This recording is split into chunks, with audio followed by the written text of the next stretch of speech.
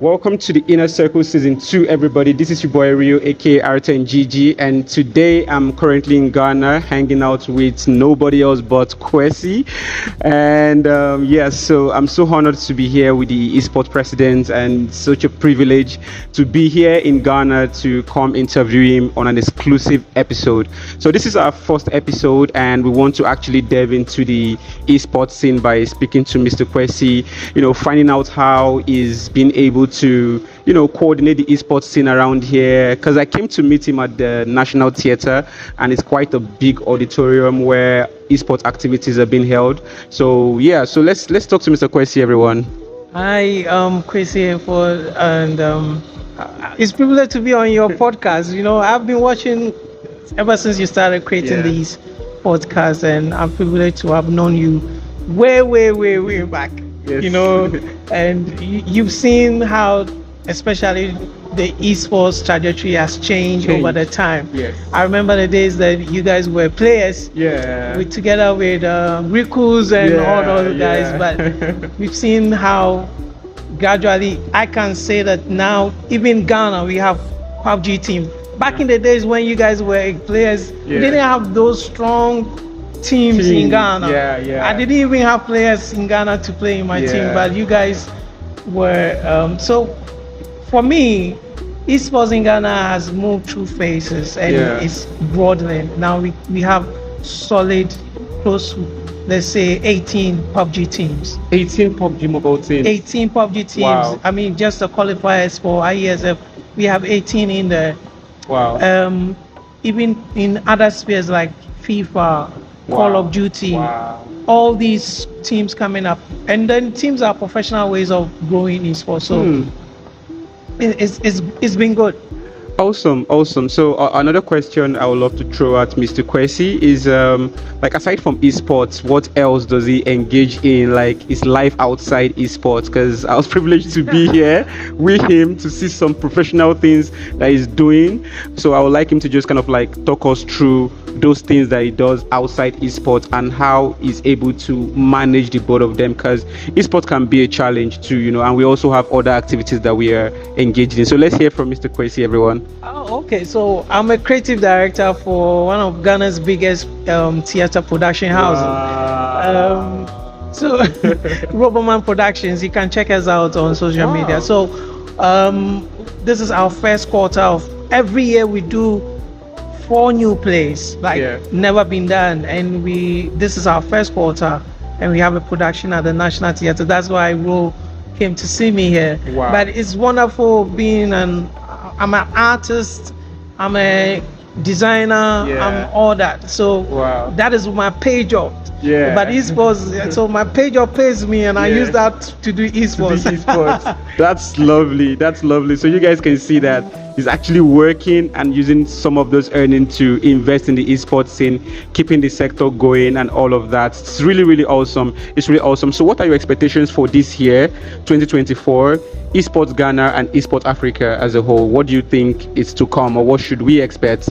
I think that there are new entrances in the space, but not only that. I think that bigger esports organizations, tournament organizers, platform influencers, content houses are coming out. I can see. I saw when you started 10 and 80. When we go back to when the Africa, we saw the challenges we have, but now you could see bigger brands coming in, Gamer, Contender, all these big organizations coming into the esports space and making. So for me this year, I believe that the trajectory will continue growing. New investments will come into the space. I think that what we need to punch more is to break the ceiling of content influencer.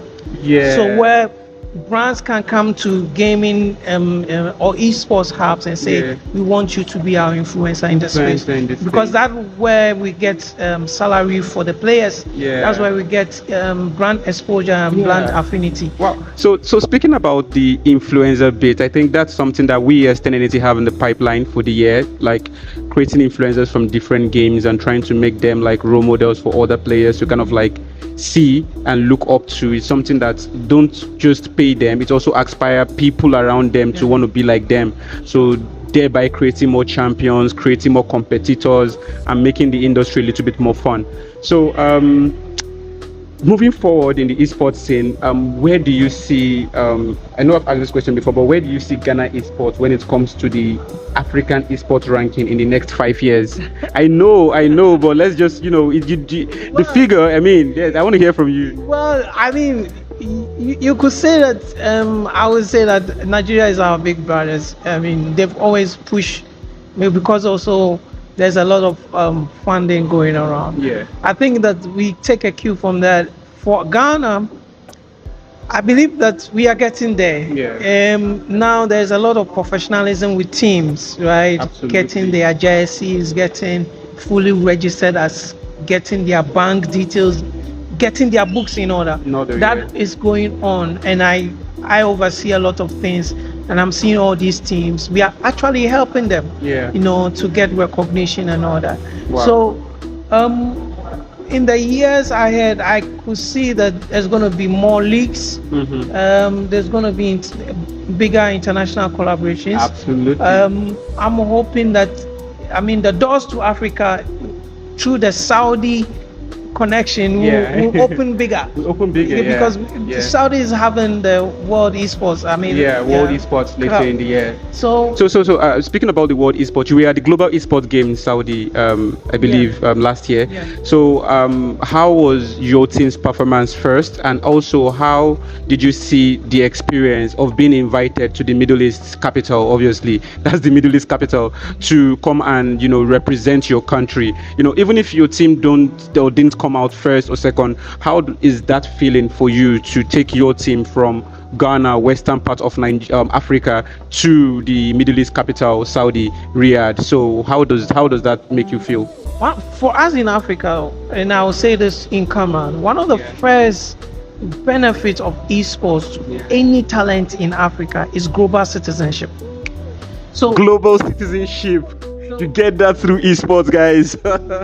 So once you're able to perform at the highest level, show your skill, that you can play at the skill. Even when you go international and you don't get to the top 5 or top 1, you get that traveling experience.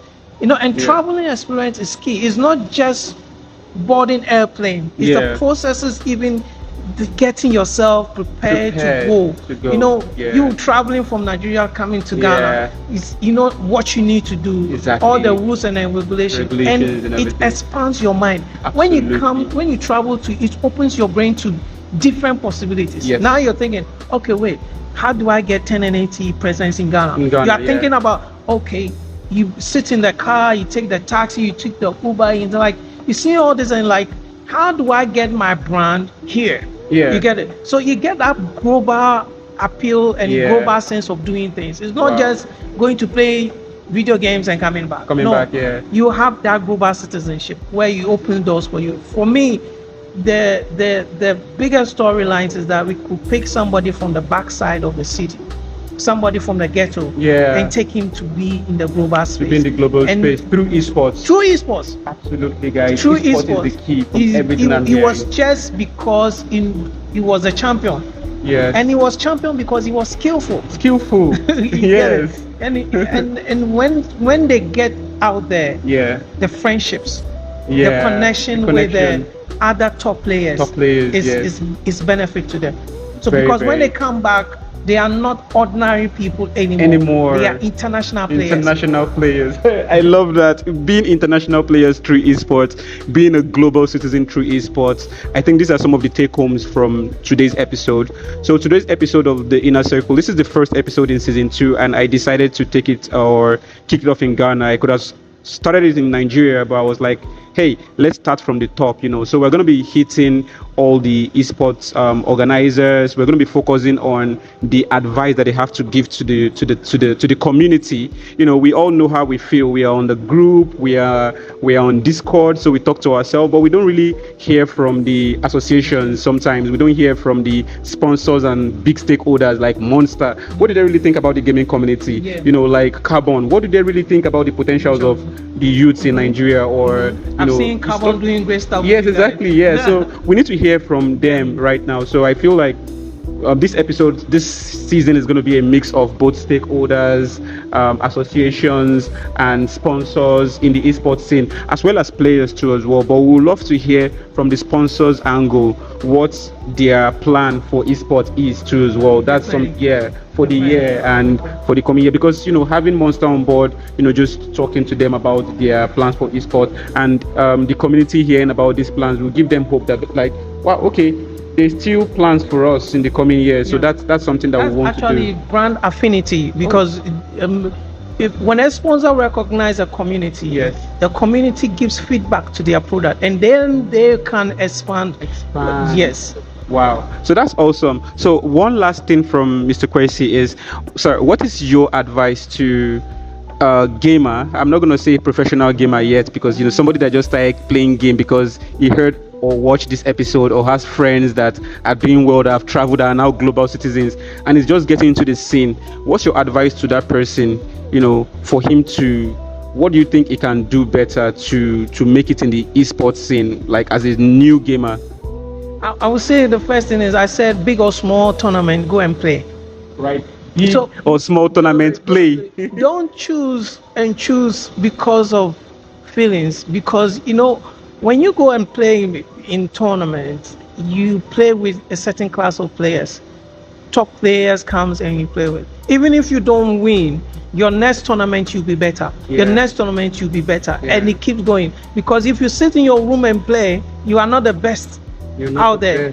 You have to get out there to go and play to be the best. Yeah. Okay, guys. I mean, I'm also learning from what Mr. Kwesi's got to say. So, for you to actually make it in the esports scene, you have to be available everywhere. You have to play every single tournament, big or small. Join a team and just make your presence felt. You know, be available for practice, be available for training, and be a little bit committed. Just try this for like 3 months. You know, and see how it goes. You know, for 3 months, see how it goes. So even if you make like $5 in 3 months, you know that there's an opportunity there. But if you're consistent in the esports scene for 3 months, I bet you're definitely going to make your first $10 in the esports scene. Right? Oh, definitely. And it's not even more about the money, but it's also the kind of network that you build. Because sometimes social capital is bigger than physical money. Because what esports does is that it brings you in connection with different players. How did I get to meet you? It is through esports. I mean, we virtually talking on this. And it's like 5 years ago. It's not even now. It's been a long time. After that, we worked on La Cap de Africa, trying to bring the community together. We've had our own challenges, but the challenge we've learned from that experience nobody have, because we have been able to make it work in an environment which is really difficult. An African environment, trying to do an entire La Cap Africa, getting sponsors, bringing teams together who will not even communicate. You call different languages, managing, guys. In Swahili, English, French, Arabic, we have to manage everybody. But I could say that these were pivots of events that culminated to strong esports community building. Because all these events were community initiated. La Cap was community initiated. Because, guys, it wasn't like a company from somewhere came back, and you saw the first one, how it's really motivated the players. Everyone, a lot more people again and again speak of the reference of La Cap as one of the biggest tournament that really activated the esports scene, especially PUBG esports. Yes. Absolutely. And La Coupe d'Africaine is going to be coming back this year on an invitational note. So we're going on invitational from every single region to make it way easier. So we're going for the best players, best teams in every region. So La Coupe d'Africaine, I'm telling you guys, is going to be back this year. So again, thank you so much for staying in tune to this podcast, and I'm still your host Rio, aka R10GG, and with me here is Mr. Kwesi, all the way from Ghana, and we're so proud to be half Nigerian, half Ghanaian. So yeah, we're so proud to be bringing you guys these amazing episodes, guys. So stay tuned for more episodes like this, and until then,